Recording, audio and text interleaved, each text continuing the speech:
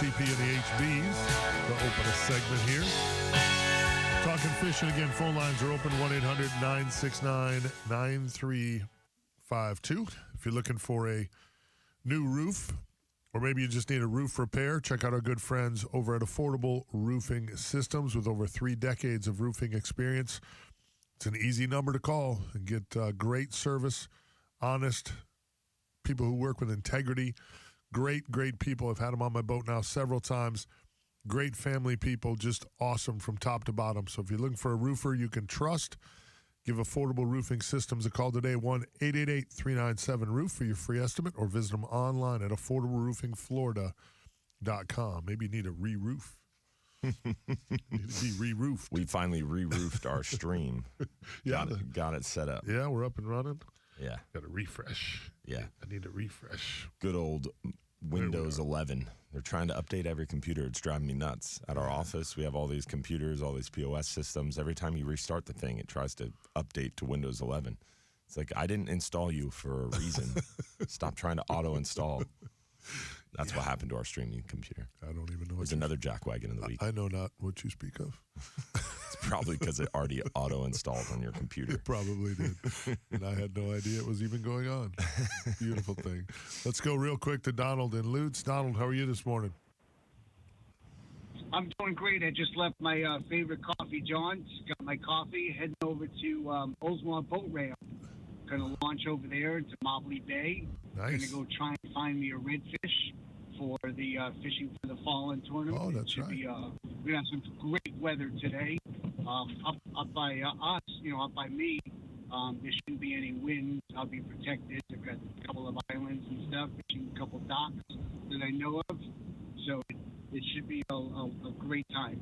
Good. Awesome, Good. man. Yeah, well, let us know how you do, brother. Hopefully the good Lord will drop about a 33-inch redfish on you. Boom. Well, actually, what they did this year, it has to be 2 redfish. They have to be in slots. Oh, come on. Makes it tricky. Yeah. Come on, that's no fun. It's Bigger's better, damn it. It's not going to be the it. longest redfish. It's going to be the 2 redfish in slot longest. Okay. So if you get 2 that are 26.99, You win. that's a shoe-in. 26 and You win. 7/8. You need 2 of those. All right. So, well, which then, makes it really interesting. yeah, It's not the longest. it'll be interesting. There you go. All right. Well, good luck. Good luck. Make sure you got a good set of mirror lures on you. Some mirror lures and some strike I kings. certainly do. Attaboy. Yep. That'll do it. Absolutely. That'll do it. Hey, you guys take care. Have a great Saturday, and I'll talk to you guys tomorrow. Hopefully, we'll have some good news. There's going to be lots of great raffles, too. Good luck, Yes, Donald. sir. Yeah, It's gonna be a lot of fun. give us an I update. appreciate it, guys. Give us an update tomorrow, brother. Good luck. Good luck. Good luck. Good stuff. That's a good reason. It's a great reason to get together and go fishing. It's a great reason. Yeah. It's going to be a great tournament. I look forward to going out there this afternoon. Osprey Bay Outdoors. Are you doing the award? Yeah. Yeah, I'm You're the MC. emceeing holding that mic. D-Hubs does it all, bro. TV, radio, MCs, events. Learning from the He best. can be reached at 1-866-GAMEFISH. There you go. We'll Book your trip today. We'll hire him out. I'm gonna make a little percentage off of D. I went into business mode right there. I'm like, yeah, D's popular, man. We made a little cash here. I love it. I've got an agent. Good Did thing that just happen? Yep. Emily's sleeping. It's a good thing because she's like ready. If she was awake, she'd be like, "You sign him up for one more thing, you're gonna have a big problem on your hands." He's already got a full schedule. That's true. Yeah, and you're a big guy, but I'm way more afraid of Emily than I am you. She can take the wings off a fly with a shotgun from 50 yards. No doubt. I took her to Tampa Bay Sporting Clays one time, and it scared me. Oh. It scared me. I'm telling you, Miss Beth is like Annie Oakley out there, dude. Yeah. It's not pretty, dude. Yeah, you put a Glock in her hand. She's pretty good. She's not great, but a shotgun, surgical. It's very, very unnerving. Doesn't bode well for you at all. No. It does not bode well. No wonder you stay so busy. That way you can stay out of trouble. Exactly. That's the goal. Absolutely love it. Real Animals Season 17 of the Real Animals TV show starts today on WMOR. So check it out. We're also rocking and rolling on Bally Sun Sports and Sportsman's Channel, World Fishing Network, all that good stuff. So soon to be up on Waypoint TV as well. So pretty excited about season 17 getting underway here. So It should be a good time. this is episode 299. Wow. Next one's episode 300. Amazing. That's crazy. Congrats, man. Yeah, it's crazy. It's big. And you know what that means? I'm old. I was, Yeah, you were going to jump on it, weren't you? I knew what you Oh, meant, yeah. but I wasn't going to say it. Yeah, we got to shut his mic off, Jason Behringer. When I lead in with that, Jason Behringer, you just shut his mic off. It's You all teed good me stuff. up, but I wasn't going to hit the ball. We'll be back, 970 WFLA. Local Lexus dealers, WFLA News Desk. Traffic and weather, top and bottom of every hour. News Radio, WFLA, and iHeartRadio station. A woman was taken to the hospital Friday morning after someone shot at her while she was driving in her car. After being shot, she managed to pull into a Circle K. Miami's NBC6 spoke with a store clerk who called 911. The lady came to the door, okay, somebody help me, I've been shot. So I went to call the paramedics and the cops. When I called, she collapsed right there. The victim, who was not identified, was taken to a nearby trauma center. No further details have been released. Taylon Mosley, the missing 2-year-old, has been found dead, according to St. Petersburg police. The child's father, Thomas Mosley, has refused to talk to investigators. Police say he will be arrested on 2 counts of first-degree murder in the deaths of both the 2-year-old and his mother, Pashawn Jeffrey. Michael Perry. There you go. She had no hops. She had no ups. She had no hops. Her athleticism was a fail. Yeah, epic fail. Epic fail in the hops. Man, this morning's stream is giving me challenges. I like it. All right, now we're up and running. Jackwagon of the week is going to be fired up this morning. Dan the Fishwan, what's up, man? Jim Demmel, Robert Riggs, Casey Males. Good morning, y'all. Nick Nieves, Chris Bass, Stephen Batchelor. Good morning, guys. Carl Lovett, Ronnie Millsaps, Guy Sanders.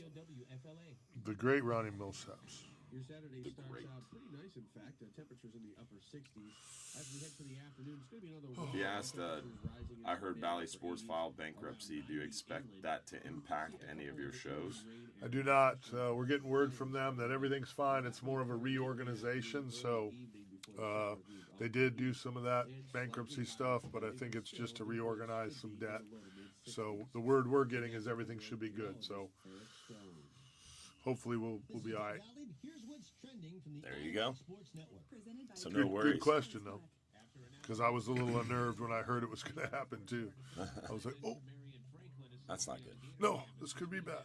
Florida State men's basketball appears to be moving on from guard Caleb Mills. The junior will be heading into the transfer portal. And the national title game is set for the NCAA women's Reorganized debt. A lot of big corporations, they do that. They just file for bankruptcy just to reorganize everything and Interesting. not pay certain people. Like, I don't know how it all works, but whatever. It's corporate America, so I don't understand it. Morning, Big O. Yep, we got it fixed up.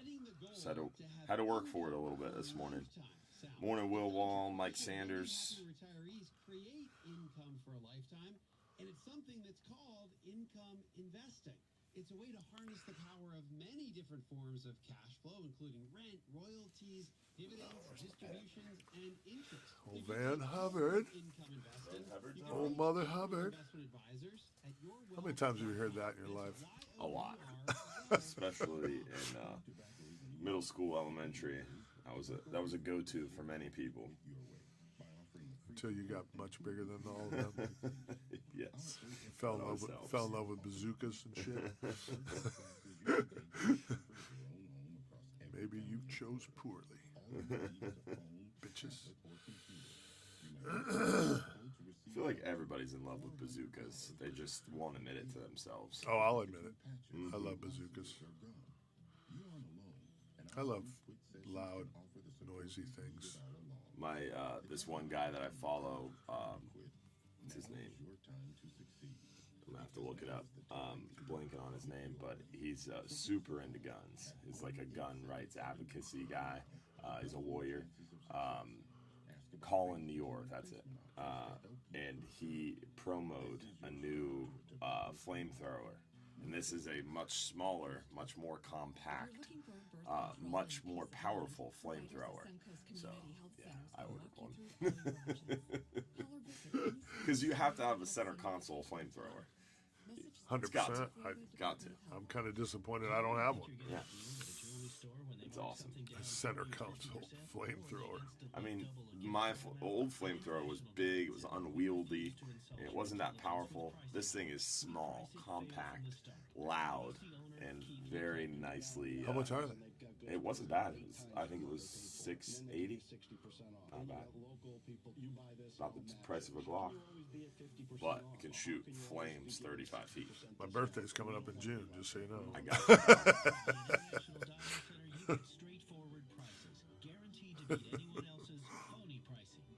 I can hear people, what would you need a flamethrower for?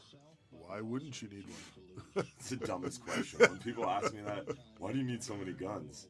I don't even talk to those people. Yeah. I immediately look at them, and then I try to give them the same dumb look that they have on their face, but I can't, and then I just walk away. Why so many guns? Really? That just came out of your mouth? Are you not watching the news? Plus, it's fun. It's the easiest way to fix stupid. America. It's America. America. They're tools. Sounds a lot like re-roofing. That's funny. You gotta re-roof everything. Yeah, that's it. When you play with your flamethrower too close to your house. Re-roof. A re-roof will be on its way. Oh, boy.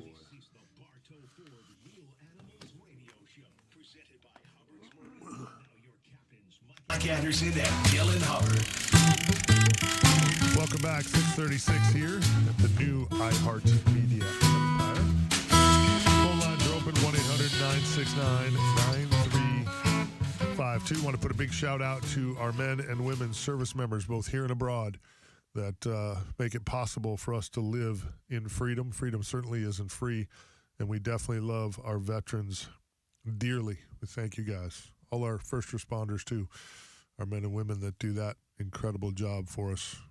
Our hats off to you here from the Real Animals Fishing Team. Let's jump on some of these calls here. Let's go check out beautiful Boca Grande. I'm really digging the fact that a legend like the great Van Hubbard would give us calls and reports from down there. I'm digging the fact you're calling in there, Van. I really am. How are you this morning, buddy? Oh, I'm doing all right, buddy. Good. Inconsistency is the word down here. When we got good weather, we're having a good time. When I get offshore a little bit, we're catching some beautiful lane snapper and mangrove snapper and a few kingfish. They're smaller ones, but we did have bait die on us one morning down here, so we keep getting a little tinge of red tide every now and then, but we wouldn't want life to be boring or anything. And I keep hearing about all the pompano north of me, but I hadn't seen any this week. But we did catch some nice trout and some ladyfish and a few mackerel on the inside when it was too windy to get outside. So life's pretty good, and I'm thankful to be here living it. How much water are your kingfish in, if you don't mind me asking there, Van? They're just scattered. I'm picking them up when I'm snapper fishing and stuff. Okay, cool. Yeah, we hooked There's no consistency. They're smaller ones, barely legal. Some undersized, some oversized, but nothing like it. Nothing like I'm used to when I had the good days at Blind Pass up there. Right. With Dylan's dad and actually Dylan's uncle and granddad. Nice. We got the spoiled in the good old days up. Yeah, when you could catch them on the beach. Yeah, and they average 15 to 20 pounds. Oh, man. That's good fishing right there. Man. Well, good report, Van. Mike, it was such good fishing. There were times when I'd run 3 trips a day out of the pier there at Johns Pass. No kidding. Wow. Yeah. Would you do 3 4-hour trips? three and a half hour trips. Yeah. Good for you. Wow. Man. I And wish. catch them all the fish they wanted and then some. Yeah, no doubt. We just had to run. We go out there, throw the net, get a net full of sardines, bananas, and then go down to the drop, troll around there a little bit, catch a few fish, head her back, and do it again. Yeah, the drop is a great spot. It's a great location. When you guys are talking about the drop, you're talking Exchange. about the shipping channel? 20-foot. You're talking about the 20-foot drop, right? Oh, yeah, 18 to 22 foot off a blind pass. Right off a blind pass. Hard bottom. Yep. Just right in the backyard. And if it got too crowded down there, we go up north toward Long Pier and catch them.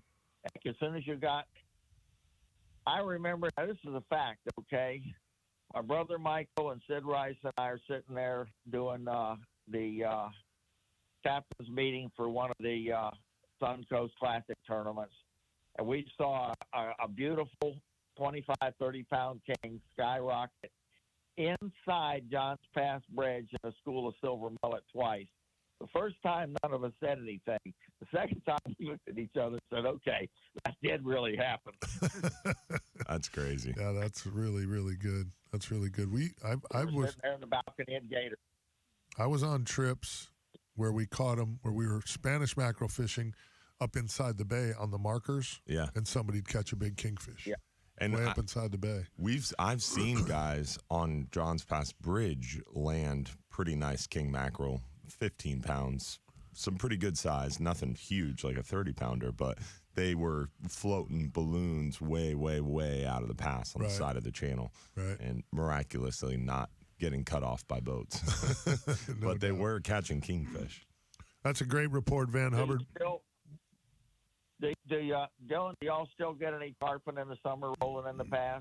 Yeah, very much so. Last year we had a lot of them. Haven't seen them thick this year. I did spot one the other morning because I like going up over the bridge and looking and seeing where the bait's at, and definitely saw one the other morning, but they haven't been thick yet. Still early. We've had a couple schools show up on the beach here, Van, when the water was warm. Then we had that cold front, probably pushed them back to the skyway a little bit. But we definitely have some tarpon showing up here already, which is, as you know, just a touch early. Mm-hmm. A little bit early, but Look at water temperatures. yeah, no doubt. Again, I get it. It still is what it is. It's still early. But listen, Van, that's a great report, brother. Tell everybody how they can reach you down there if they want to book a trip and catch some fish with a West Coast legend. I'm doing family fun fishing. The phone number is 941-468-4017.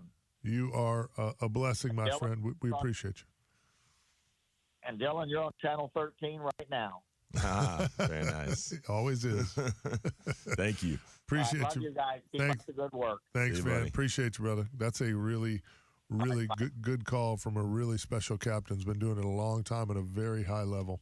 Mm-hmm. Very high level. Good people. It's really nice to have that report coming in from down there in beautiful Boca Grande. Let's check in with Captain Mike Perry, Big Pine Key. So we're going from Boca Grande all the way down to the Keys. Talk to me, Michael. How are things down there? Do a loop back because Captain Mike is in Port Richey. Port Richey. Actually, I'm in Hudson at this moment, finishing up one of my due shifts as a nurse. Oh, good. I Yeah, I worked got you. overnight. Okay. Yep. And getting ready to. As a matter of fact, Lori just texted me and said, "Are you tired?" And I know what those words mean. I'm married to a woman who loves to fish. So we are going fishing. We're going to do what a lot of you, I know Mahoney don't like it. I know you do. You've done some shows about it, but we're going to slide in the water like a Navy SEAL and go do some wade fishing. There you go. So that's cool. Put the waders on and have a good day. But I just want to call the fishing in the Keys been pretty darn good. Yellowtailing, the bottom fishing. Dylan, I answered the mutton snapper question to the FWC and told them if they needed somebody to join in, I'd be more than happy to report my mutton snapper catches, oversized, undersized, right size, whatever. So I think that's a great thing. We're not having a problem catching them, but that's the time you want to make sure you're not having a problem. is when you're catching plenty of fish. So what you're I talking, think that's a great thing. yeah, what you're talking about, I would love to take a second to reiterate to everybody. That's he's mentioning the Fisherman Feedback Tool, which is a tool the Gulf of Mexico Fishery Management Council puts out. And I'm the chair of the Outreach and Education Technical Committee for the Gulf of Mexico Fishery Management Council. And one of the tools we use, it was called Something's Fishy. We worked to rename that tool because it was misleading when they said, what's something fishy about mutton snapper? And it kind of gave the subliminal message that something was wrong. But it's not. The reason for the tool is literally to get on the water subjective feedback from anglers, so that way the entire throughput of the process, from science to science review to management, has that input from on the water. Because a lot of people, we all talk about, well, they're doing this with X species, and that's not what we're seeing on the water. But that's because of the process and the transparency in the process, and the length of the process gets drawn out. So a lot of times what we're seeing on the water doesn't necessarily match up to the science, and it a lot of times doesn't match up to the management. So this tool is supposed to bring parity and help bring parity to the situation. So it's really important when you see those fisherman feedback tools come out, or when you see the Gulf Council say, hey, we are looking for feedback on mutton snapper. A lot of people laugh, well, you're going to close it anyway, and it doesn't matter what we say, and follow the money. Dude, take 2 seconds and actually provide some real constructive feedback, because that information is presented to the scientists, it's presented to the science reviewers, and it's presented to the managers when they make their presentations on actually formulating the rules. You mean, hold on, so you standing around and bitching on the dock doesn't work? And especially not on Facebook. It doesn't help? For the love of all things holy.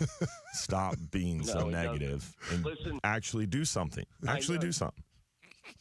Right. I know you guys are pressed for time, probably break coming up, but listen, two quick things. The jack wagon of the week's got to be the woman. I made my comments. Fantastic. Yeah, I mean, the entry, I really wish we could have seen the exit. That would have been interesting.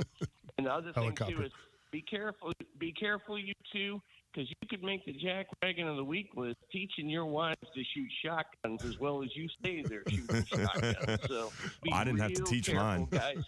No doubt. Have a great day. God bless. Tight lines. Have some fun today. Thank you, Mike Perry. We appreciate you, brother. Good call as always down there from Big Pine Key. Let's check in beautiful Riverview. Let's go to the hometown. Let's check in with Sam. Sam, how are you this morning? You're on the Bartow Ford Real Animals radio show. Hey, what's going on, fellas? How we doing this morning? We're good, buddy. What you got for us? Not much. So actually, not a fishing report today. Unfortunately, the boat's going to be sitting in the barn. I work for Tampa Electric Company, been there for almost 40 years.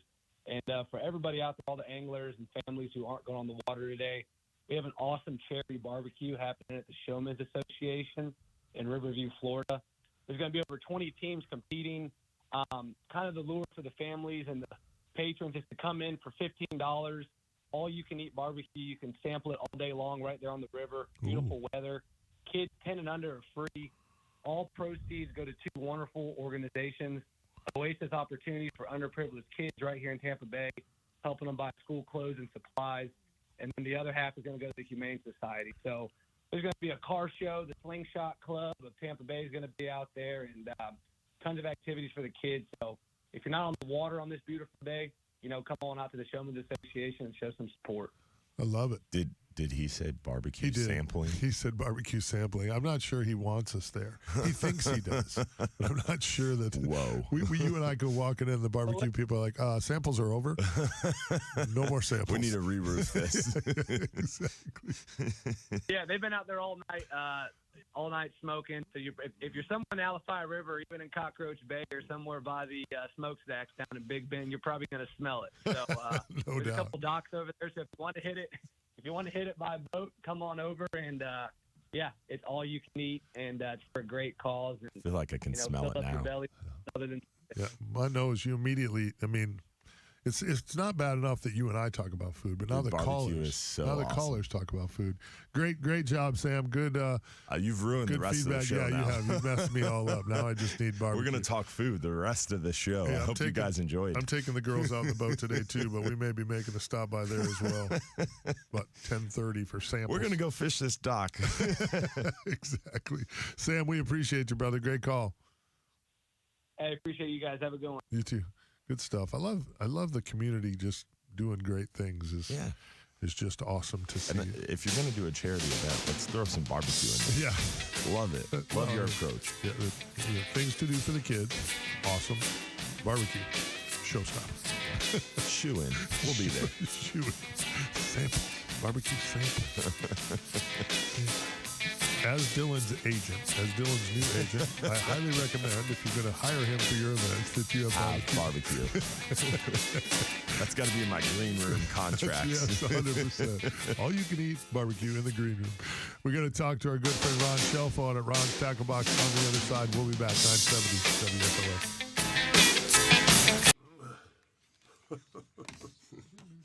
That's hilarious. It is actually. Barbecue. Barbecue. That cracks me up. And also do spray and bed lining, window tinting, and have all kinds of trailer hitches from fifth wheel, gooseneck, and frame-mounted hitches, and have a complete line of adjustable hitches in stock. Dan the Fishman said he found the pompano because we were talking at John's Pass. They've been crushing the pompano, but like the last 2 or 3 days, they haven't really been getting them. So he was down there, and I was like, they have been, but they're not getting them. He was like, all I'm catching this morning are ladyfish. He was like, I'm going to work my way south and see if I can find them, and ended up finding them somewhere. So I'm wondering. Could I get some? I'm taking the girls out on the boat. Could we get? I told him to call. Yeah, please call. I need some. I know he was GPS. on his. He was in his truck. So some GPS coordinates. It's got to be probably Blinds Pass, Paso Grill, somewhere in there. Kind of right where I'll be. Just saying. It's good to hear. With the girls who's going, Beth and Georgia. Yeah. Nice. Yeah. Mama said no nap. No nap, no gym. No nap for you, bitch. You're taking me out in a boat. Yeah. Now I'm hungry for barbecue ribs too, Carl. He had me at samples. Yeah, so Ronnie said, does anybody ever do a ABC event, ale, barbecue, and crawfish? I've been trying. There's this guy who used to fish with us, and he started a barbecue, like mobile barbecue company. So I've asked him like 3 times now, come to the crawfish boil and set up a vendor booth. Our vendor, last night we had our crawfish boil that we're doing for free and our free beer. We had another vendor there who was selling cheesesteaks and pulled pork. He completely sold out.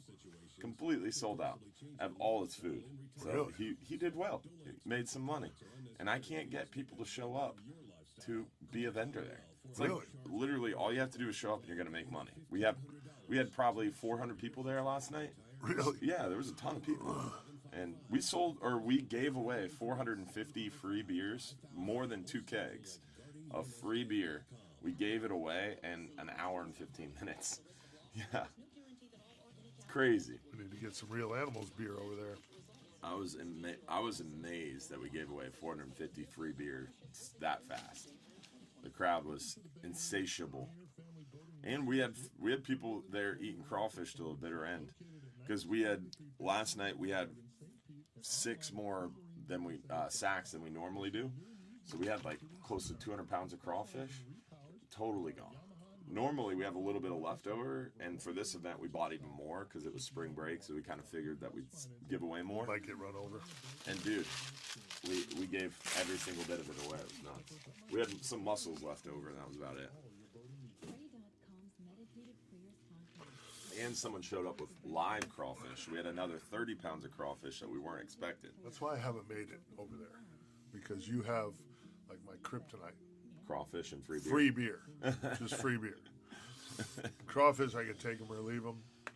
My wife loves them, but dude, free beer. The crawfish last night. Well, it's not just crawfish. It's shrimp, sausage, mussels, corn, potatoes, green onions. Like, it's a nice mix. Yeah. Mushrooms. Dude, those mushrooms, fire. I like good mushrooms. And by the end of it, like, we dialed in that recipe. Oh, man. I was in heaven. Does your family come? My family, no. We put our kids to bed about 6:30, 7 o'clock. So that is extremely rigid. So by the time we start cooking, the kids are already going to bed. I got you.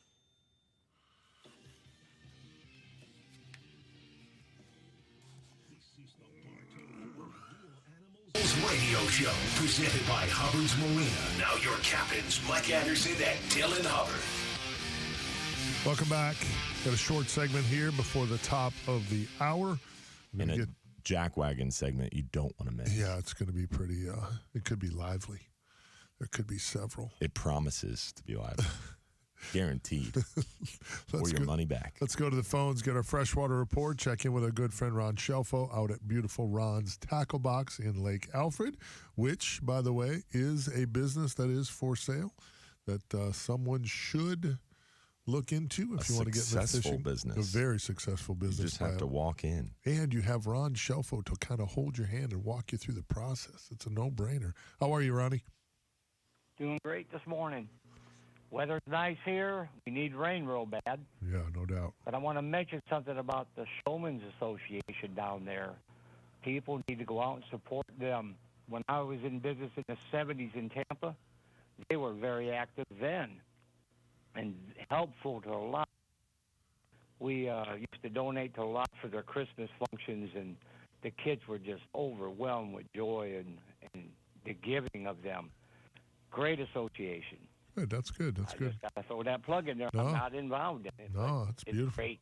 I love it when you do that because we always know that Ron Shelfo's coming from a good place. You've been, doing business in this area for many, many, many years, and it always seems like when something touches a nerve with you, you jump on and let people know how good it is. So that's pretty cool.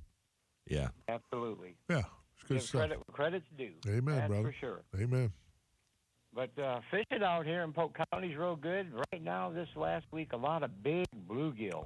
Nice. Cricket fishing, redworms, been really nice. Some real big ones.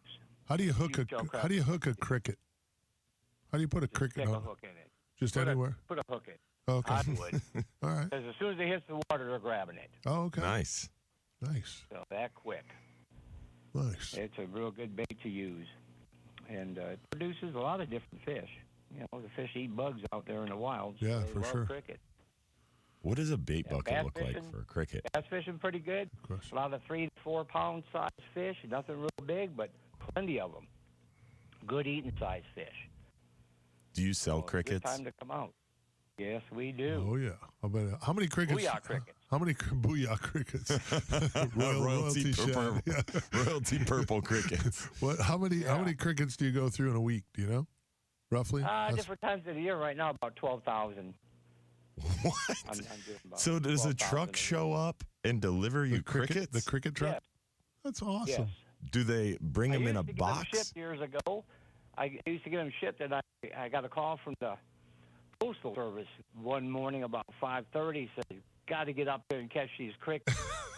We had poked a hole in a box accidentally, and crickets were all over the back of the post office. Well, it sounds like their fault for damaging your box. Well, that's what I told them. They were mad at me, but I said, "You're the one that did it." Yeah. This is a personal problem. Probably a fisherman at the post office. How do you get them from a box to another container to sell them? I'm very interested in this. I have a measuring tube and a funnel with a baby bottle, and I measure them out and put them in their container. So how do you get them in the baby bottle? So what? How do you get them in a baby bottle? With a funnel. I have a big funnel, and I have like cricket tubes, we call them. They're towel paper rollers. They go in there to hide, so you just pour them right into the tube, into the funnel. You make it sound like this is how we do it, of course. What's wrong with you, Dylan? You don't know how to handle your crickets? I need a cricket baby bottle. When you come in the store, I have an open box big box where my crickets live, open. They don't get out. Yeah. And you come and say, well, how does that happen? Well, it's a secret there. It's a secret. These are the secrets you will learn if you invest into Ron's That's right. Tech Tell everybody. If you come down here, you'll learn. Tell everybody how they can find you, Ronnie. All right. I'm at 380 South Lakeshore Way, which is 1792 in Lake Alfred. Phone number 863-956-4990. You are the freshwater guru, and we do appreciate you, brother. Thank you. Thanks for everything. All right, partner. You bet. Good stuff right there. Cricket education. It just I'm never so ends. interested. Yeah, it just never ends here. So. Learn something new every week. Non-stop. We've got Captain Jim Fogel. We've got our Jack Wagon of the Week as well. Jack Wagons. Jack Wagons. Yes, we're going to stay tuned. We're going to rally the wagons. We may lose our show. It could happen. We'll be back, 970 WFLA. The preceding program was paid for by Real Animals Fishing. Is not awake. This is why we can't have anything nice. We could be Jack Harris. This could be our last show. It could Jack Harris us. We should make that joke too. Ooh. Thank you, Bobby Woodard, for sending me what a cricket bait bucket looks like. I had no idea. Now I do. I feel like if you open the lid on your cricket bait bucket, crickets would get out. They need to have a video on how this works. The two officers were taken to the hospital in stable condition. The man who was driving the box truck died from his injuries. His identity wasn't released. The cause of the crash and who may be at fault is still under investigation. Talon Mosley, the missing 2-year-old who was the subject of a statewide Amber Alert, has been found dead, according to St. Petersburg Police. Chief Anthony Holloway said officers were investigating the area of Dell Holmes Park when they spotted an alligator with an object in its mouth. They fired one round to the alligator. The alligator dropped the object that he had in his mouth, and we were able to retrieve Talon's body intact. The child's father, Thomas Mosley, is hospitalized with cuts on his hands and arms and has refused to talk to investigators. Police say he will be arrested on 2 counts of first-degree murder in the deaths of both Talon Mosley and the 2-year-old Krishan Jeffrey. Yeah, Jack Harris, that whole situation is nuts. Good morning, Tim McCardle. What's up, my man? Nick Niev says he's got a barbecue guy for Final Friday. A Fox News poll released on Thursday shows Trump already has a 30-point lead over Governor DeSantis in the 2024 Republican presidential nomination. The 7-mile bridge, part of the Florida Keys Overseas Highway, is closed to traffic in both directions until 9 a.m. for the annual 7-mile bridge run. The race, which began in 1982, has attracted... Big O said he heard about Jack Harris. With Florida's News, I'm Tim. Yeah. Pretty sad. Joe Key said his dad caught a 9-pound bass on a cricket. Really? Are there select crickets? Can you get hand picks? Probably. So back in the day, Capt. Billy Nobles and I were headed for Jacksonville for a fishing tournament, and we were towing Billy's Ranger flats boat and with Billy's Jeep Wagoneer, and Billy's Jeep Wagoneer caught on fire. What? So we were on the side of the road, overheated, caught on fire. We pushed the boat away from it, and we're standing there waiting for the girls. What happens when your truck catches on fire when it's towing your vehicle, towing your boat? Separate the boat, push the boat away. Yeah, save the boat. Save the boat. We saved the boat, and then we were waiting for the girls to come. They were bringing another truck, and Billy and I didn't have anything to do, so we were standing on the side of the road throwing a cast net, just practicing. And a dude pulls up like out of nowhere. Just dude in the truck rolls his window and goes, "What y'all doing?" And Billy, I will never forget it. Billy whipped and looked at him and went, "Catching crickets." I'm like, that's pretty funny, dude. So every time, catching crickets. Every time somebody says cricket, I always think of Billy with a catching crickets. What else? What else would we be doing on the side of the road? Catching crickets. Yeah. That's just like so typical man thing to do. You see 2 dudes on the side of the road with a car on fire. Truck is on fire. And a boat separated from the truck, and they're throwing a cast net. What y'all doing? Catching crickets. What's it look like we're doing? We're trying to avoid the car that's on fire, bud.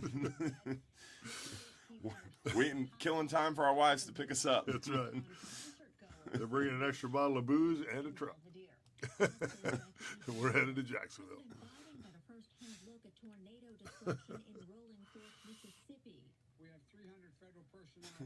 Ronnie Millsap said, "You guys are showing the difference between urban saltwater rednecks and real country rednecks with your lack of cricket knowledge." It's true. It's very true. We have to have cricket knowledge. That's funny. I've got a friend. I've got a friend for that. Bobby Woodard. He has his own barn. He builds boats and tractors, and he knows about crickets. He's been texting me cricket knowledge, so I'm getting filled in. He's a true country redneck. He's a cricketologist. I was born on the beach, offshore. No idea about crickets. Sand fleas. Dylan knows sand fleas. Know how to hook a sand flea. No idea about a cricket. I've hooked a worm before, but that's only because the FWC was at Florida Sportsman events, and they had those little fishing Carl, tournaments love in the it. ponds. I catch crickets every time my truck's on fire. Re-cricket. See, re-cricket? Gotta re-cricket this. Oh, my God. Our streamers are hysterical, bro. Dude, they jump on it. It's so funny. Crickets every time my truck's on fire. Damn, that's funny. What was the thing earlier about the barbecue? There was something about barbecue earlier when we started talking about that. They jumped on it. Love it. Re-cricket. Such passionate listeners. Oh, my God. It's so funny. Re-cricket. Limited supply available. Hurry in. We're accepting pre-orders now. Only at Wesley Chapel, Lexus. Exit 279. Update our events. You have any events next month? I do. No, not in April. Nothing? No, it won't be till May. All right, so. The following is a commercial program. I got two. Jack wagons. Jack wagons. Are not those of WFLA AM, its staff, management, or parent company, iHeartMedia Incorporated.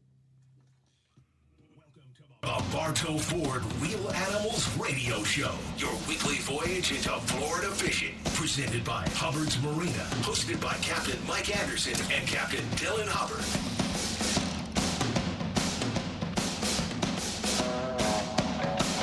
Welcome back.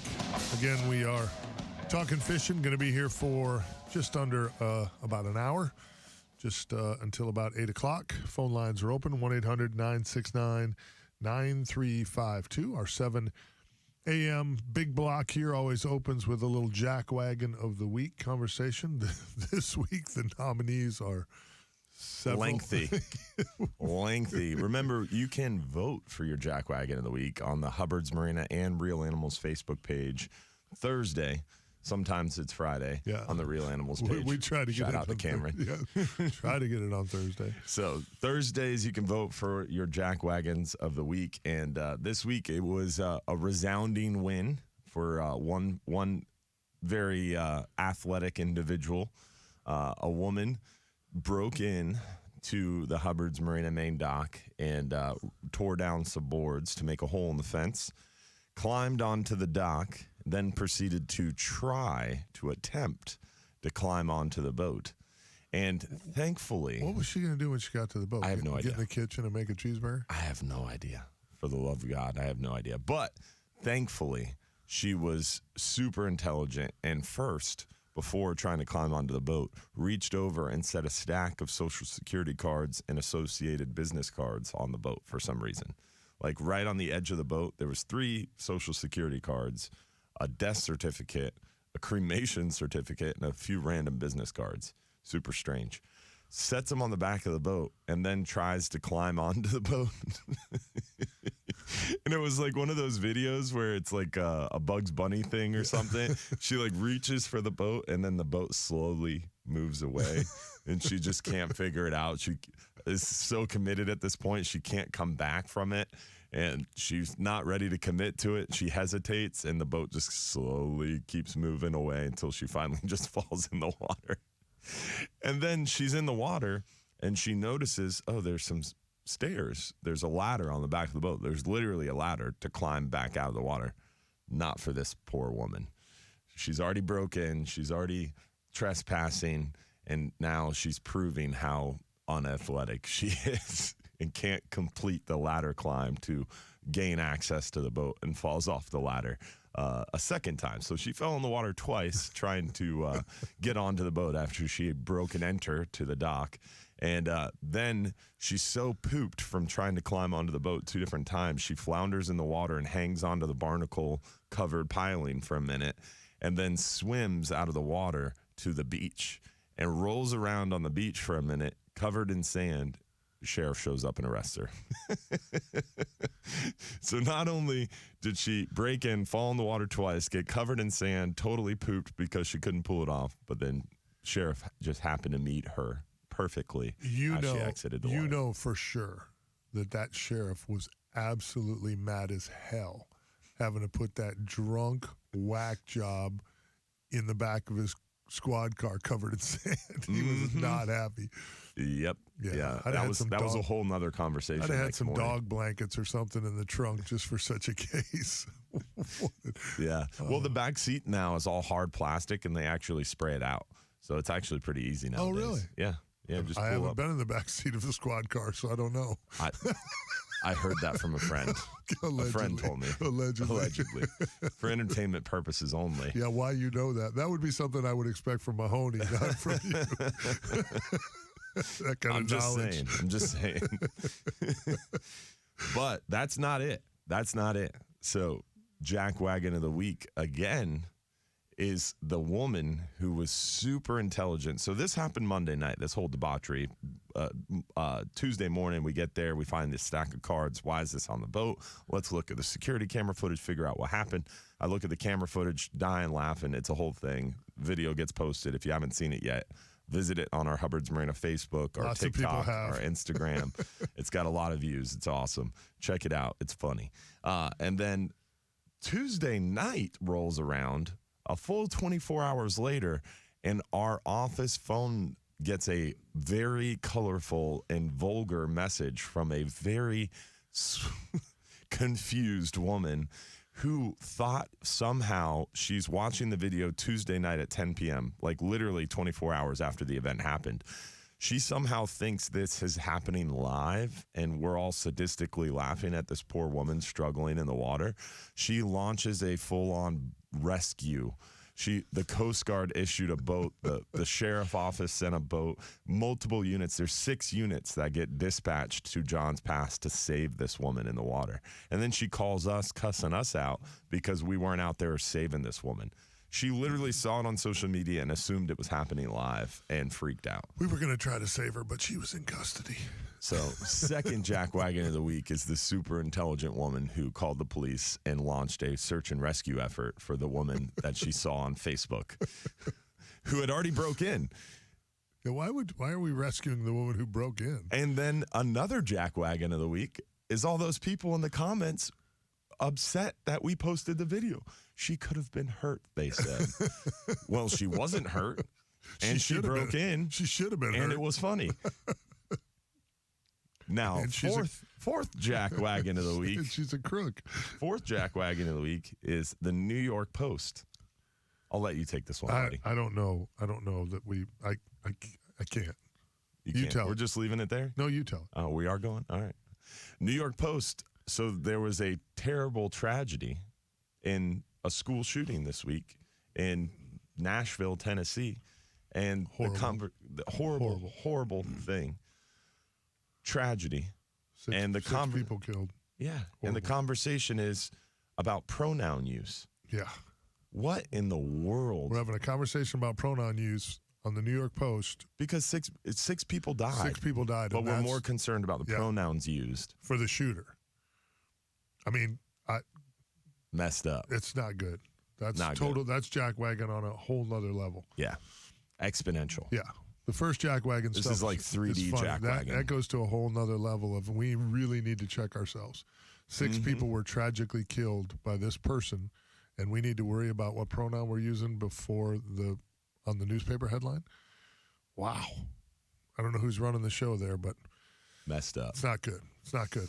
So multiple jackwagons, and this is also brought to you by all you great viewers out there who help us come up with this extensive list. Yes, it's absolutely amazing. The jackwagon of the week is taking off, and we hope all of you will continue to join in our efforts to pull these people to our public eye so we can make fun of them. Let's check in with our great Coast Guard Auxiliary Captain Jim Fogel. Get a safe boating tip of the week. Jimmy, how are you?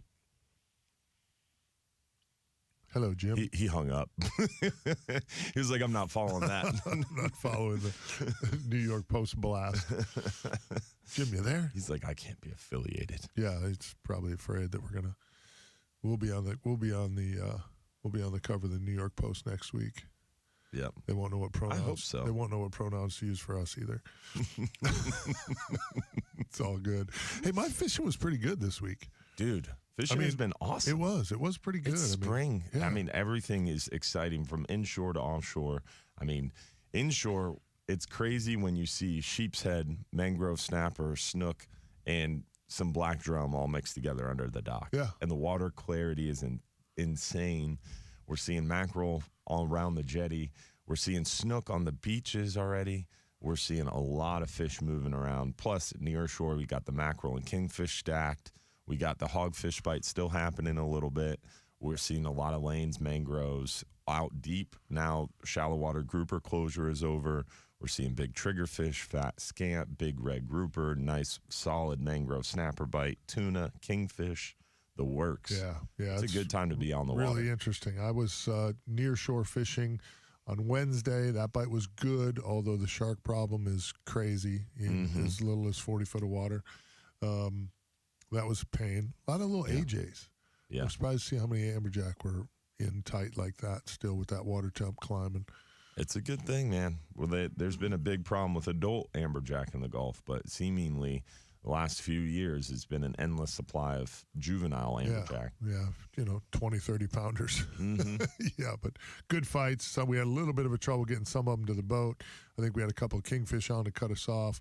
My Wednesday wasn't as good as my Monday. Monday, the tides were a little bit better, and we had snook, redfish, trout, really good bites, some healthy fish, probably caught 25 or 30 snook, and mixed in 8 nice redfish to boot, so a couple of really nice trout. It was really a pretty decent week of fishing. The tournament yesterday for Advent Health went really well with some great fish caught, so it's good. It's good to see things are ramping up. Spring is sprung, and things are rocking here. Bait's back everywhere, and hopefully thick bait all the way around. All the way, yeah. From inshore, it's crazy. Like in the morning watching the sunrise, I can see pelicans and flocks of birds from the shoreline, that eastern shoreline around Park Street from Bogosiega Bay all the way to like Long Bayou. Right. Just birds diving everywhere. And then behind me, I turn around and look to the west, and they're out there at the sea buoy. Yeah. They're at the bridge. I mean, just thick bait. Lots of sardines mixed in too. Some big sardines showing up. So, them kingfish are going to keep getting closer and closer and closer. And we're seeing those sardines all the way out to 50, 60, 70 foot of water. That's good. Catching them on sabiki rigs on the bottom too. Let's get our safe boating tip of the weekend here real quick. Got about 2 minutes to roll in here with Captain Jim Fogel. We had a little issue there, but we are back. Captain Jim Fogel, what you got for us this week, my friend? Hey, guys, got 2 things. Number one, if you're looking for something to do today, the tall ships are in at behind USF and behind FWC. They're near the Coast Guard station. So, it's a great thing, especially for kids and even adults. A lot of fun tour, but check into that. It'll be very interesting. Second thing, I was watching a news show last night, and they had a really good segment on Matt Lachey and how the fishing guides and the store owners and the crabbers and all these guys that their business got torn up and they're not most of them are not able to actually conduct business as usual. So they, instead of sitting around sipping a tall one, they're out there on the water cleaning up the waterways, and they were really doing a good job. It was a good article. So please don't forget about those people down there. No doubt. You know, check in with the Red Cross or somewhere, and you know, if you got some extra money laying around, you know, donate it down there, and or maybe take a trip down there and see if you can help them out, because they really have got, you know, still got some terrible problems down there. Yeah. My jackwagon of the week would be Verizon telephone system, but anyway, I can't talk about that. Sure Love you it. can. Let it eat. There's no Anyway, limitations on jackwagon of the week. Good No, job, Jim. evidently not. No, sir. All right, guys. Sorry about that. Couldn't help it. From No, I love WFLA, Jim Fogel. Be safe out there. See you, Thank buddy. you, my friend. I absolutely love it. You know it's good when Jim Fogel is lighting up the Verizon people. It might have been our penchant for lighting up the New York Post. Who knows? It's a beautiful thing. Was it us? Was it our influence? We got Captain Jim Fogel on the dark side. I love it. Love it. I know, it's like my whole morning. It's like we're doing something right. It's like I need to go to the Showman's Club and get samples of barbecue. free samples. Phone lines are open, 1-800-969-9352. Questions, comments, fishing reports, bring them right here. We'll be back. The Bartow Ford Real Animals Radio Show, 970 WFLA. Whether you're looking to accessorize your new truck or maybe freshen up the look of an old one.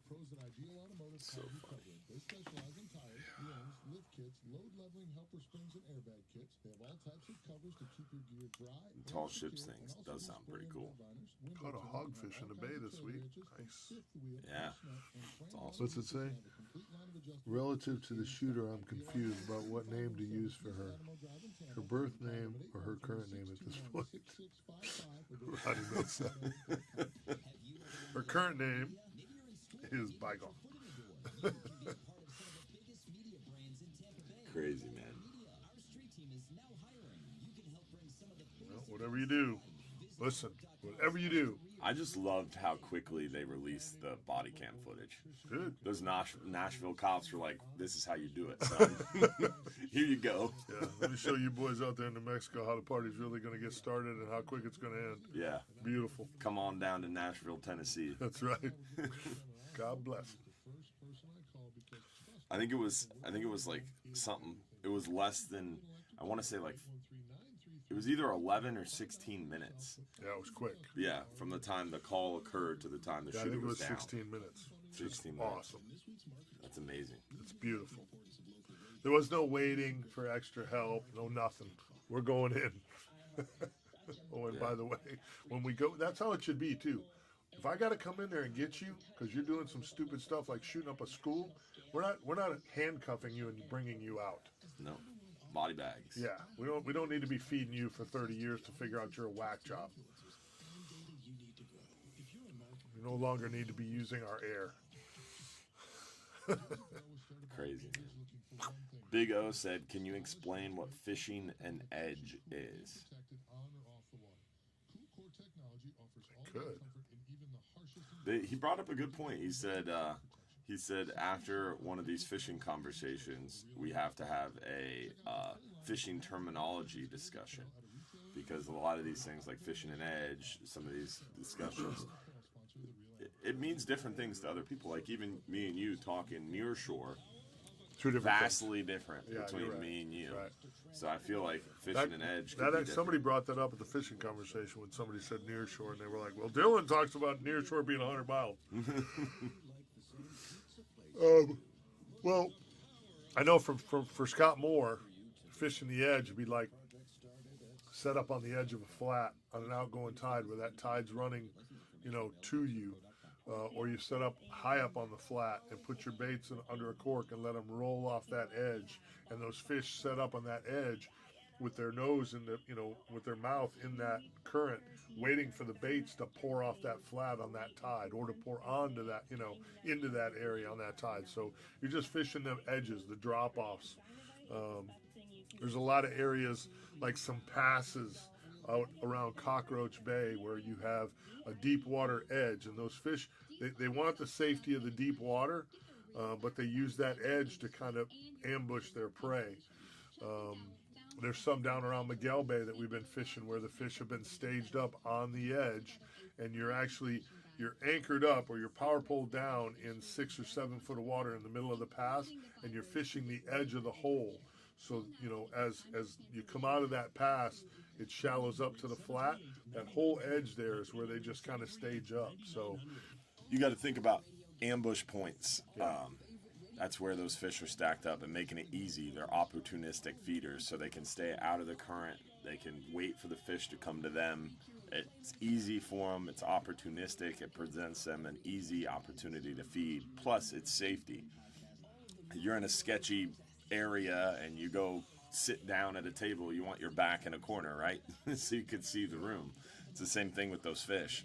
Those big predatory fish, they're smart. They're sitting on that edge so they don't have to watch one side, and they're just focused on eating. Yep.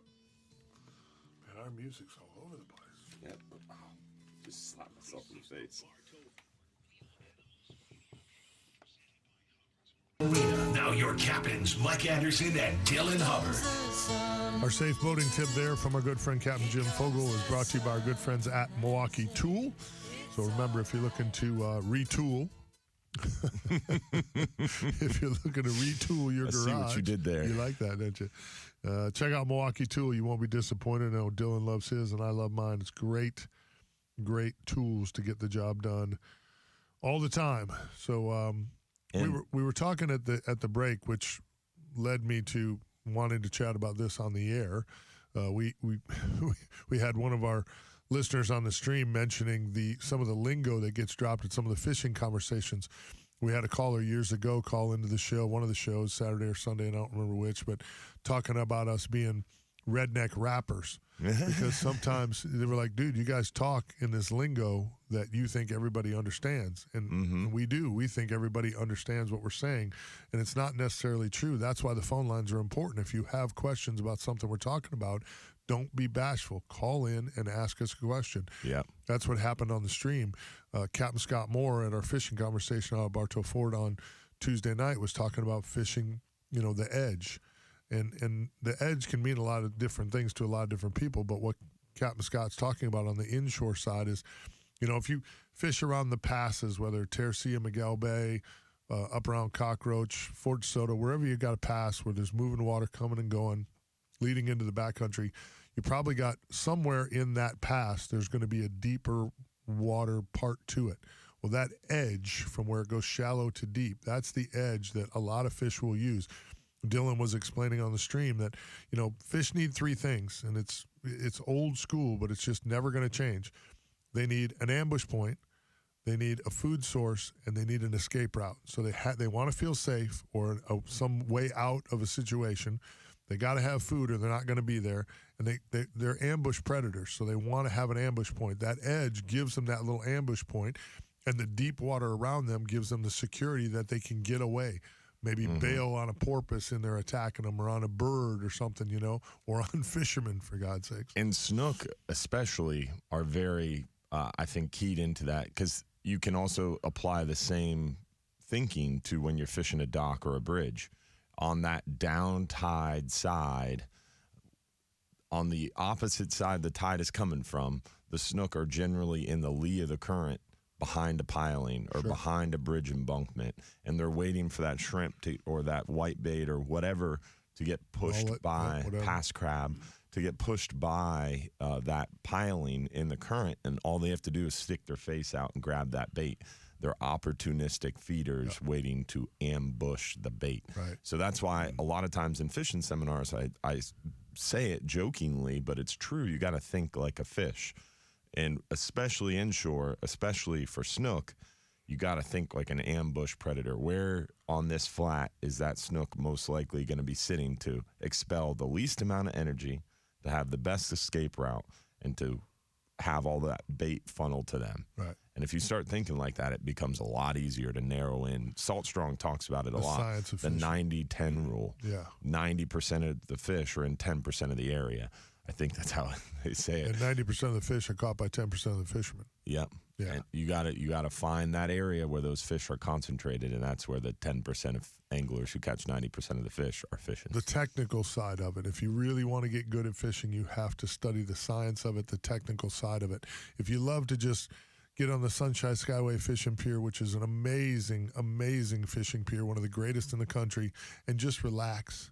And if you catch something great, and if you don't care because you're out there chilling and, enjoying the fresh air and the birds and the sea life, then good. That's a great way to fish. There's nothing wrong with that. If you're ate up with it, and you got to be, if the tug is the drug, as my good friend Ben Alderman from Charleston, South Carolina says, if you got to have that tug on your line, then you have to get into the science of fishing. The good news is, speaking of scientific fishermen, very knowledgeable cats, we're going to have another one here on the other side. Captain Rick Gross is going to fishy business himself, is going to join us on the other side. We'll find out how his bite is down there just south of us, Bradenton, Sarasota way. So if you want to join us, phone lines are open, 1-800-969-9352. Light them up. We'll be back.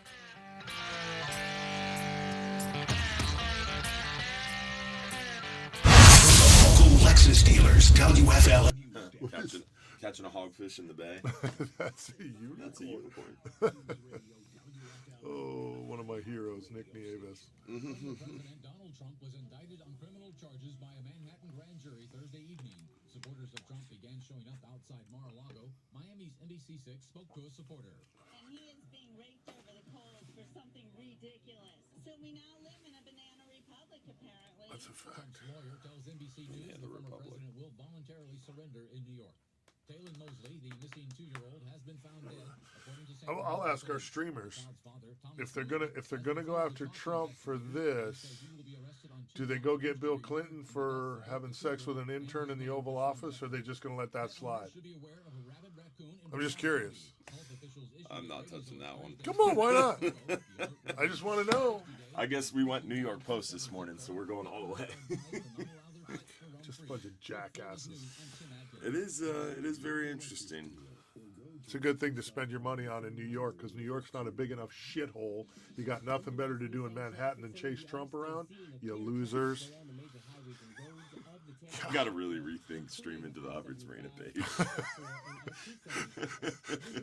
We need a dump button for our stream. Thoughts and opinions on this are not necessarily those of Hubbard's Marina. Our family business viewers are like, what? I just can't, dude. It is crazy, man. I just don't care. I don't care. You don't have anything better to do? It's not the political side of it. It's the who cares? He's not president. Find something better to do with your time and our money. You don't have any of your own money. You're using ours. A lot of taxpayer dollars. God almighty. If that doesn't enrage you, depending, who cares what side of it you're on? Democrat or Republican, who cares? If that doesn't outrage you that they're wasting your money on this BS, you're an idiot.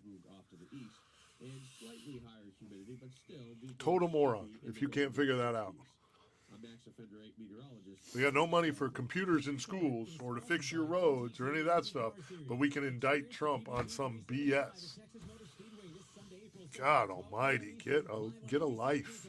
And it's not, again, don't get caught up, because people are so divisive. People get caught up in the fact that you're talking about indicting Trump. It's indicting anybody. Right, I don't have any. On the premise. Right. The premise. If they were indicting, it's the press. If they were indicting Clinton for having sex with an intern in the White House, I'd be in the same mood. It's ridiculous. Move on. Clinton's no longer president. If Hillary can live with it, you can live with it. Move on. Who cares? It's a waste of time. It's a waste of our money. They don't have any money. They don't make money. They're using your money to indict Trump to just make him go away. It's a ridiculous waste of time. And what's crazy is every time they do this, it just further entrenches people.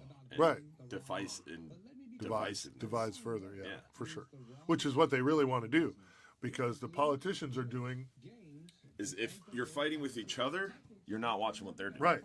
Then you're not paying attention to the big picture. You're worried about what the Republicans are doing or what the Democrats are doing. Who cares? Yeah. It's what those government scumbags are doing to us. Take the labels off of it and look at the government as a whole. Yeah. The government doesn't make any money. Every dime they spend is coming from us. It's our money. I've read this really cool book I just finished. It's called The Third Circle Theory, and the the premise of the book is you got to graduate past these things that hold you back in life, and you got to look at the third circle, which is removing yourself from the world and looking at information, black and white. Right. There's no right and wrong. Right. There's just information. Black and white. And people are assigning their opinions to the information and then assigning whether that's right or wrong. And that's the problem, is everybody, there's no more, this is what happened today. It's, this is what happened today through my lens of my opinion. My agenda. And your agenda. Right. And that's wrong.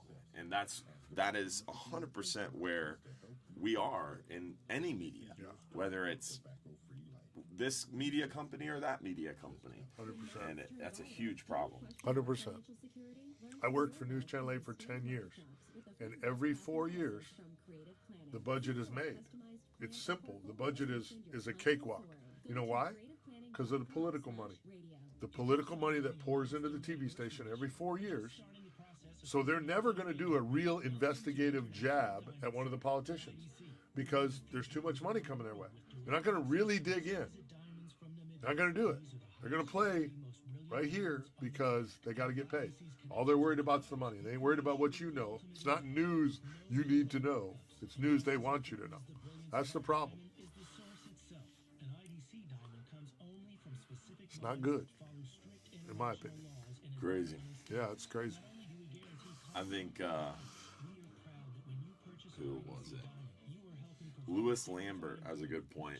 Why waste time talking about the scumbags? All politicians, all of them are scumbags. Fishing is what counts. Amen, brother. True. How did you run for office? Yeah. we'll elect you. Yeah, Louis Lambert for president. Chris Hargis said it's a jackwagon witch hunt. That's funny. I like it. Big O, it's the Third Circle Theory. Really cool book. Highly recommend. They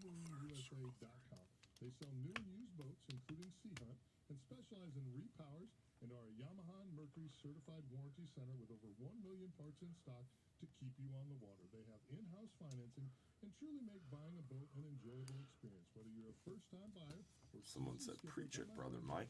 Come on.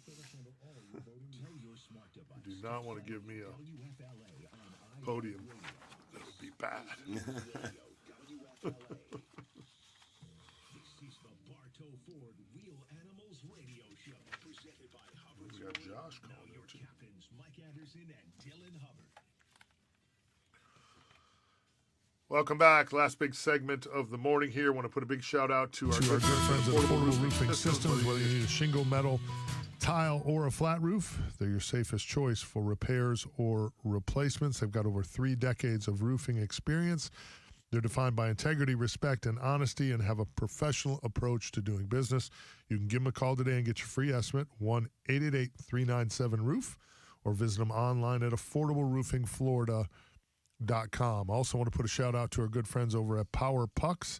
They're the world's first power-supplied trolling motor quick release bracket. Eliminates the need for an exterior power plug, which can snag lines, corrode easily, and is really just an eyesore and a pain on the deck of your boat. So go to powerpucks.com, that's PWRPUX.com, and find out for yourself why so many of the pros are making the switch to Power Pucks. Let's go to the phones here, as promised. Let's check in with the greatness that is fishy business himself, Captain Rick Gross, one of my favorite people on the planet. Ricko, how are you, buddy? I am very good this morning. I mean, what a difference a day makes. Yeah. Amen. I tell you what. Yeah, I'm going to nominate the jackwagon of the week at some of these wind apps that we got. Yes, sir. Yeah, they weren't very close yesterday. Yesterday was off.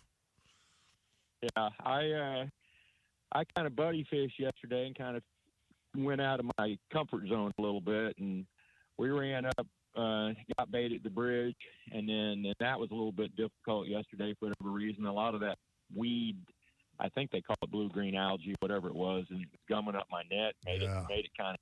We had that too. We had that on the North Pier on Monday and Wednesday as well. We got it in John's Pass pretty heavy.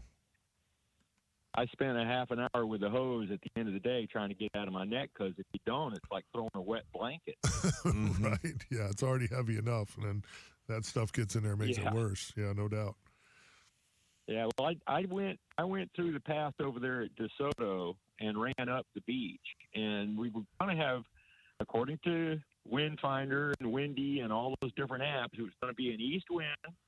It was going to blow pretty good, but I figured I could run the beaches, and then it was supposed to lay down a little bit and then have an onshore wind, later in the day. And I thought, well, then we'll be able to poke out, maybe get out there and get on some kingfish. We'll stay close, but maybe get on some kingfish. Well, that plan didn't work. I knew where it was going. We ran down.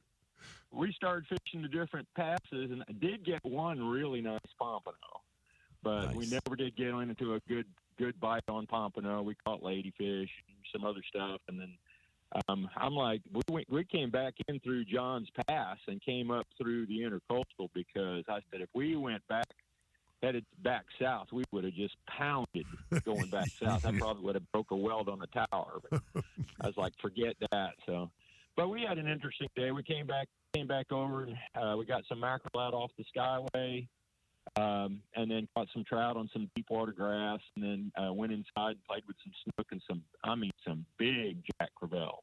Nice. So it ended up being a good day, but it was kind of an adventure, and what we had planned and what we ended up doing were two different things. No doubt. That's a long journey from the Skyway to John's Pass and back. That's quite the trip. Yeah. That's I awesome. I haven't filled the boat back up. I wanted to fill it up and see just how much gas I burned, but it doesn't even look like my needles hardly even moved. Wow. This Dorado is pretty good on gas. Yeah. And now I hate you. Yeah. Talking about, I was listening to you talking about fishing and edges and everything else like that, and that is if you're a fisherman, points, edges, drop offs, and then also like when you're out front, you can fish the color changes and the tide rips and stuff like that. Just fish the edges of that too. But yeah, anything that's different, even like when I'm fishing freshwater, you go from pads to bulrushes to pencil grass. Those are different edges and different boundaries that are on there, and where those edges are seems to be where the fish are. You develop any kind of a pattern, it makes a huge difference on what your catch is going to be. That's why you are who you are, Captain Rick Gross, one of my favorite people, one of the great fishermen here on the West Coast for many, many years. Tell everybody how they can get a hold of you and book a trip over there, Sarasota, Bradenton Way, and catch them up. I filmed 2 shows in one day. It's the only time I've ever done it. We filmed 2 shows in one day with Rick Gross. I got on the boat with him in the morning, and he was all nervous. He was all like, I hope this works out. And then like 4 o'clock, I looked at him like, dude, we filmed 2 shows in one day. So he might know a thing or two about That's catching what happens fish. when you fish from the Skyway to John's Pass and back. Right. You can film Actually, 2 shows. No, dude, I'll even listen. It's amazing that he just said he went from pompano on the beach to snook in the back bay to Jack Crevalle, even further. We did 2 shows in one day and covered about 400 yards of flat. Wow. Seriously. That's crazy. Sick. Dude, sick. So give out your name and number, or your name. Give out your number there so everybody can get a hold of you, Rick. The number is 941-730-5148, and the company is fishybusinessllc.com. And I still think the best way is just give you guys a call at Real Animals. We always got your back, my brother. We appreciate hearing your voice. Give us a call anytime. We love the reports, my friend. Hey, thank you, guys. All right, partner. The great Captain Rick Gross. Pickleballer extraordinaire, too. Yeah, Him and his wife. he's a deep sea fisherman too. He's an animal. He does the 39-hour with his family. He does the speckled perch fishing too. He's ate up. He is. He's Ate just up with it. he's a witch. The I put him in the witch. tug is the drug. I put him in the witch category. Let's go to Josh in Clearwater. Josh, how are you? Not bad. How are you guys doing this morning? Doing well. Yeah, we're making it. We're probably in a little trouble with the FCC and everybody else, but it's all good. Superfluous. Yeah.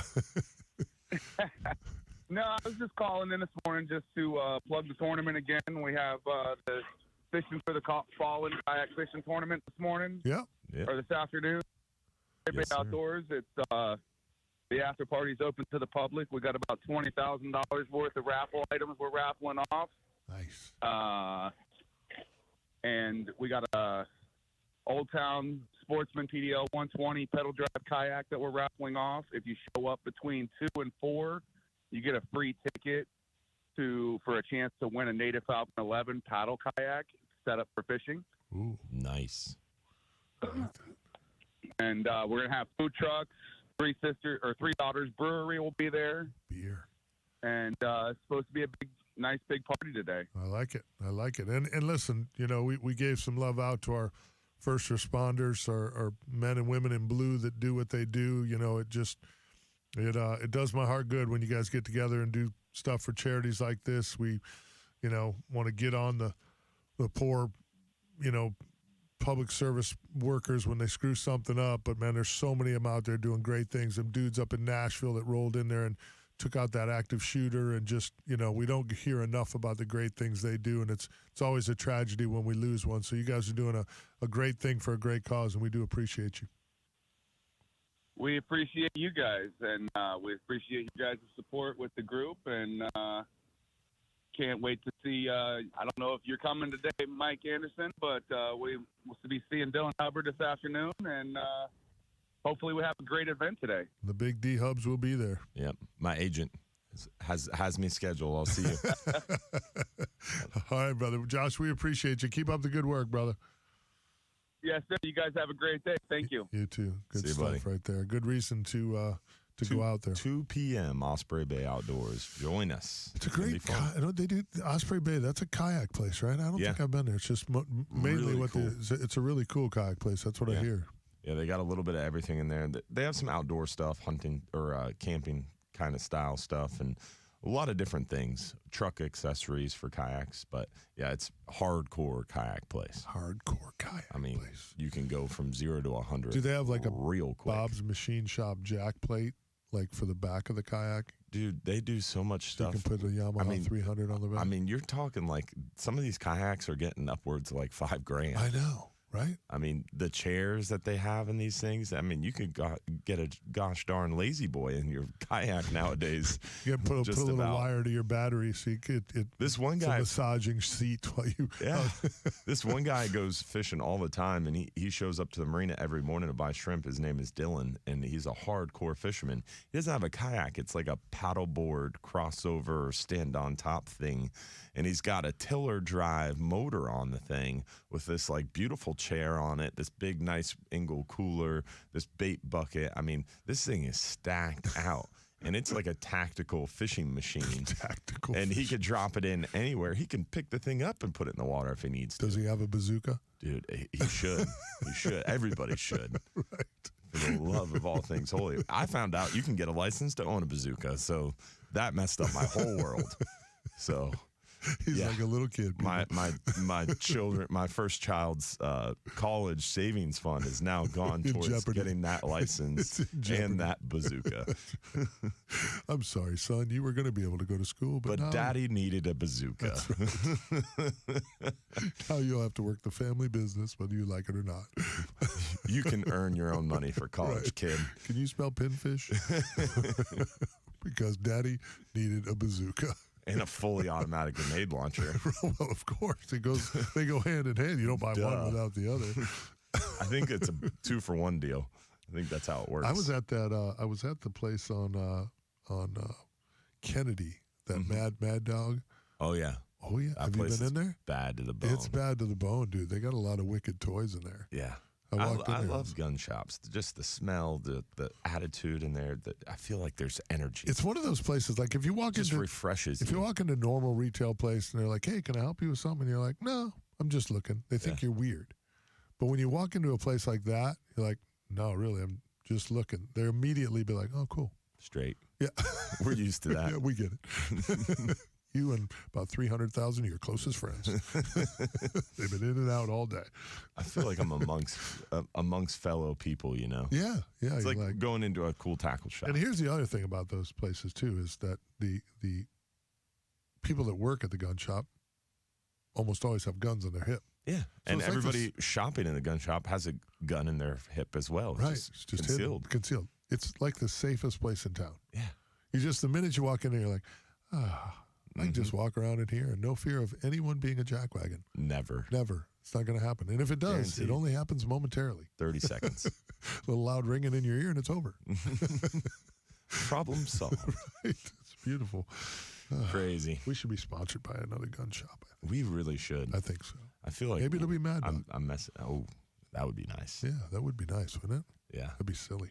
All I know is we should be also sponsored by a lawyer who can help us with this whole Class 9, Class 3 thing. We got Butler Boyd on the I don't know if they're Sunday show. specialize in that. John Butler's a special guy. We could maybe he knows. Yeah, he might. He'll know. If he doesn't, if John Butler can't help us, he knows someone. ButlerandBoyd.com. Right, let's check it out. Let's check in real quick with Chris. Chris, how are you this morning? Hey, morning, guys. This is Chris from Calabash. You used to know me as Chris from Lakeland, marine biologist. Oh, yeah. What's up, buddy? Seeing, How are you? I'm up north now. Typically something I associate with the Atlantic. Y'all said something like blue-green algae earlier. I don't know about anything like that. Do you know what it is that's coming at you? No. So, yeah, we had a bloom of something in the water. There's some green. It's like a light green. Yeah, real light green, almost yellow, with little balls, waxy balls that are inflated. No, what you're talking about is the sargassum weed, and the sargassum bloom is totally typical and totally normal. For some reason, it made national news, and it was going to kill the state of Florida's tourism, and it did, really. It hurt tourism in a big way. But the bloom we're having right now with sargassum weed is almost maybe 60% of the size that it was in 2018 in the same exact spot. So the fact that it's even talked about is so infuriating and so wrong and so misleading and so non-factual. There's nothing wrong with sargassum. And it's healthy. It's healthy for the Gulf. Algae, which is toxic. Yeah, and blue-green algae was mentioned earlier, but that was also kind of a little bit of a confusion. What he was referring to is that snotty-looking weed that we get every year this time of year in the spring. We see it all the time with a drought and clean water. Then it gets windy, and that snotty grass comes out, and it's overcome by just working on your cast nets. It's nothing blue-green. Yeah, great call, Chris. Chris, try to call us a little earlier. We're up against the break here in the future. We'd love to hear from you, bro. Always dropping some great knowledge on us. So, all right, thanks, guys. Bye. Appreciate you, See you, brother. buddy. Great. Listen, blue-green algae is a freshwater algae. Chris has been a huge asset to the show, as many of you know.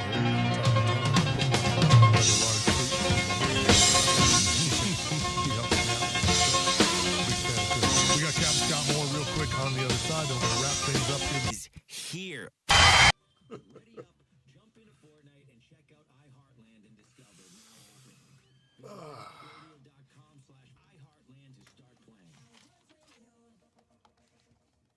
Hey anglers, the best fishing charters in the Bay Area at Hubbard's Marina on the boardwalk at Johnstown. Hubbard's Marina. Catching fish since 1928. Best cheeseburgers on the Gulf. Yes, they are. That's a fact. I've had them. I don't think I've ever had a cheeseburger I enjoyed more. Than on the Gulf. No. Not on the Friendly Fisherman. Yeah. The best. It's not even close. Well, a close second is the breakfast sandwich. Because when you get on the boat and you're headed out and then you have a breakfast sandwich, that's pretty badass too.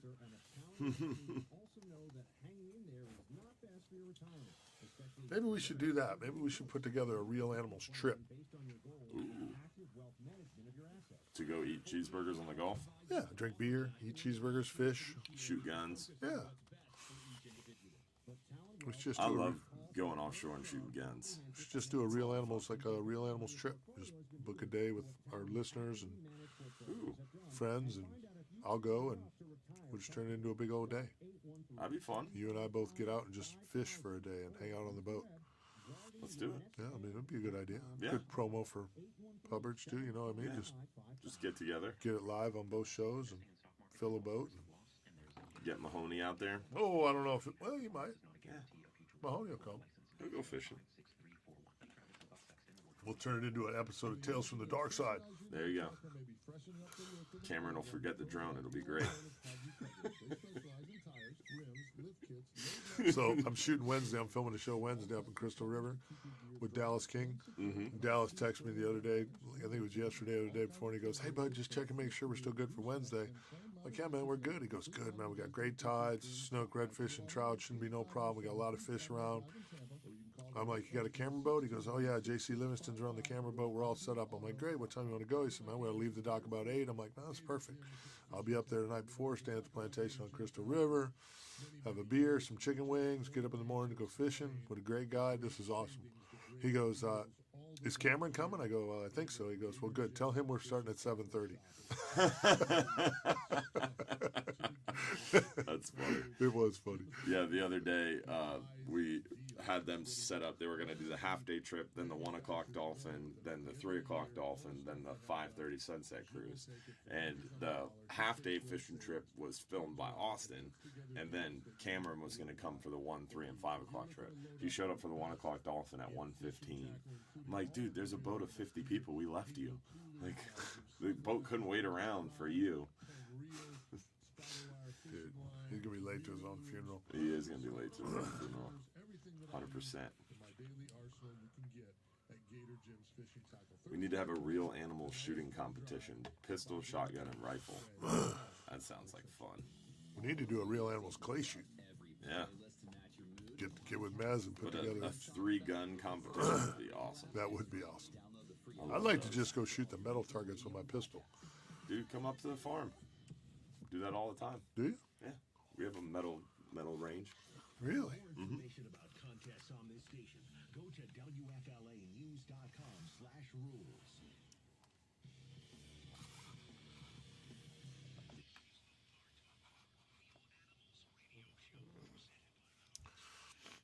Captains Mike Anderson and Dylan Hubbard. Let's go to the phones here real quick. This is our last segment of the morning. We've got to wrap things up, but I want to talk with our good friend, Captain Scott Moore, here quick. Captain Scott, how are you, my friend? Just thank you so much again Good for... morning. I want to educate you real quick on the gumbo, which normally for 50 years in the spring throwing a cast net, we had a little bit around. Now we have Lingbia, and it is a type of blue-green, and it's killing our seagrass. It is critical.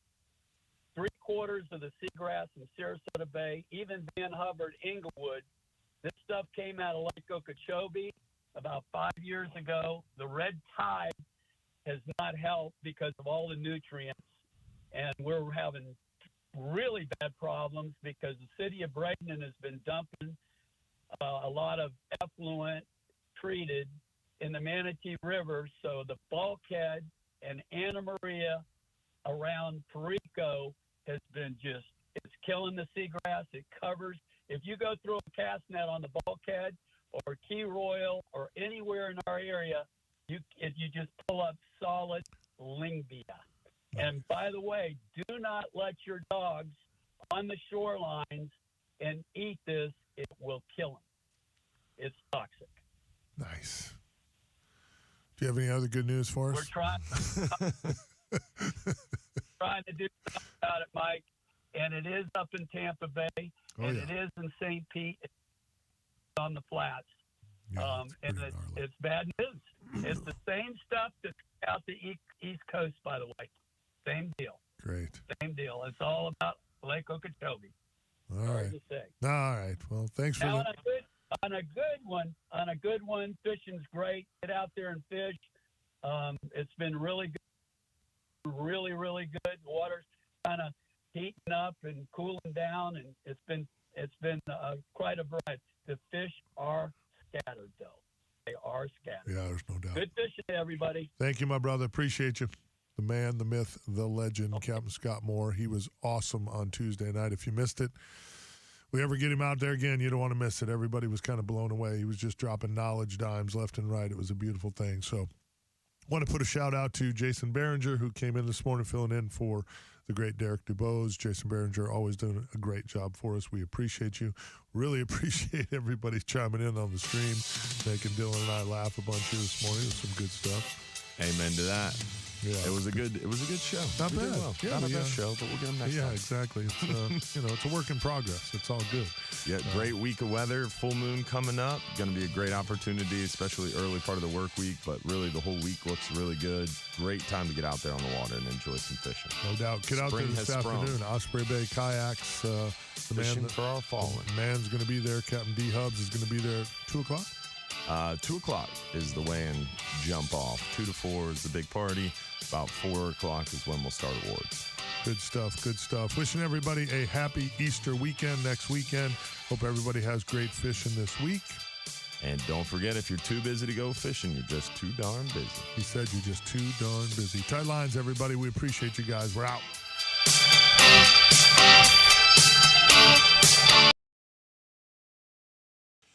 Woo! Hit the wrong button. Yo. That was some good stream stuff. Y'all were cracking us up. Blue-green algae can't persist in salt water. I don't know about that. And I Googled Lingbia, and there's nothing that popped up. So I'm interested to see what he was talking about. I don't have any idea, but... Yeah, I'm not... Scott's normally right. He's usually pretty spot on, so I don't know what that is. He knows something. And he says it with conviction. Yeah. He's been doing it a lot longer. Well, Probably he's has some fished, information. He's fished a lot of really important people, a lot of scientists. People. Yeah, a lot of. So he knows something.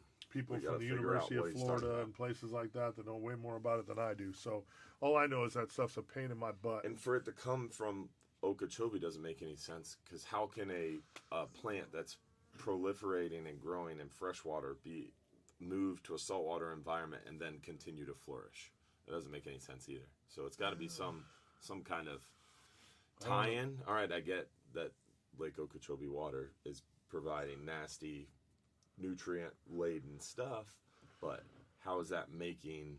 I don't know. It doesn't make any sense that a plant that grows in freshwater would come into saltwater and then proliferate and kill our seagrass. And the red tide's killing the seagrass that we have, but it doesn't kill this stuff. Yeah, I don't know. That Hard doesn't to make tell. any sense. I don't know. Something's not adding up. Sure. I got to learn more. Dig into that one. Yeah, we get it every spring. We see that. That's what I'm saying. Yeah. This is every spring. This isn't something. This is every spring since I was a kid. Yeah. This isn't. It's pretty common. Yeah. But I don't know. Again, I don't think it's a great thing. Obviously, it's. I think it does smother seagrass. It's got to. It smothers everything else. else. It's like snot. Yeah, and it's sticky. It's even on your boat. You got to hit it with a real strong hose to get it off my Aquatrack. But Rick Gross was saying about how to. He has to hit his cast net with a hose. Couldn't you just cleat off your cast net and drag it behind your boat? Seems like a lot faster to get all that snotty stuff out of your cast net. You could. That's a good idea. I guess you could. I mean, how do you tie it up like that, though, and get the whole cast net in the lead line? Just take it off your wrist, cleat it off to the back cleat, and yeah, but then it's all clumped up though, because your horn and everything's going to go to the back. You don't think? Oh, your horn goes to the back, yeah, because there's no way to keep the horn up. Yeah, you would have trouble keeping the horn up. If you keep, and then even if you maybe took the horn and put it on the cleat, just put it in gear and hold it off the side of the boat. Yeah, by that's the horn. hard to do. Yeah. With some of my heavy cast nets, that's tough. Even when you put a boat in reverse and you're backing off the bridge, that's heavy. If you choke one full, it's hard to. You'd have to cleat it off. Yeah. And even cleating it off, you'd have to make sure your cleat was good. Part of the horn, is going to be even if you hung the horn up on the cleat, then part of the net wouldn't be in the water. Yeah. So, if there's a way to do things easier, a charter captain will figure it out. Yeah. That's what when I heard him say that, I was like, why not just cleat off the cast net and drag it?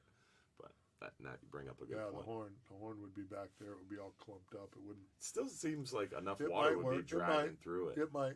I don't know. I don't know either. So you're gonna have to try that one for me and let me know if it works. I might.